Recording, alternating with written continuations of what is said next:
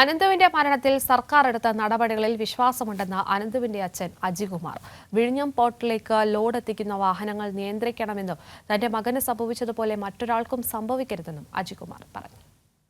കഴിഞ്ഞ ചൊവ്വാഴ്ചയാണ് വിഴിഞ്ഞം തുറമുഖത്തേക്ക് കരിങ്കൽ ലോഡുമായി വന്ന ലോറിയിൽ നിന്നും കല്ല് തെറിച്ചു വീണ് വിഴിഞ്ഞം മുക്കോല സ്വദേശിയും 4ാം വർഷ BDS വിദ്യാർത്ഥിയുമായ അനന്തു മരിച്ചത്. സംഭവത്തിൽ കഴിഞ്ഞ ദിവസം സർവകക്ഷി യോഗം ചേർന്നിരുന്നു.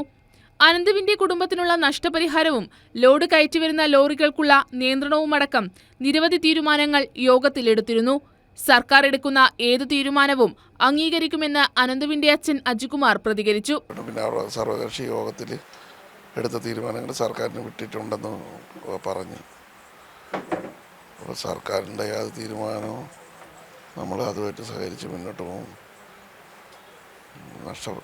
നഷ്ടം വന്നത് ഇനി ഒരു കുടുംബത്തിനും വരരുത്, അത് മാത്രം മെയിനായിട്ട് പറയാനുള്ളൂ. സംഭവത്തെ തുടർന്ന് പ്രദേശത്ത് വലിയ പ്രതിഷേധം ഉയർന്നിരുന്നു. തുറമുഖത്തേക്കെത്തുന്ന വാഹനങ്ങൾക്ക് ഓവർലോഡാണെന്നും അമിത വേഗതയാണെന്നുമാണ് ജനങ്ങളുടെ പരാതി. ഇതിനൊരു പരിഹാരം വേണമെന്നും അദ്ദേഹം പറഞ്ഞു. ഇവർ അമിത വേഗത, അധിക ലോഡ്, അങ്ങനെയൊക്കെ ഉള്ള പോകുന്ന ഇതിലേ കൂടിയായിരുന്നാലും പോകുന്ന സ്പീഡ് അങ്ങനെയാണ്. അവർ ഈ ലോഡ് കയറ്റി പോകുന്നെന്നുള്ള സ്പീഡല്ല പോകുന്നത്.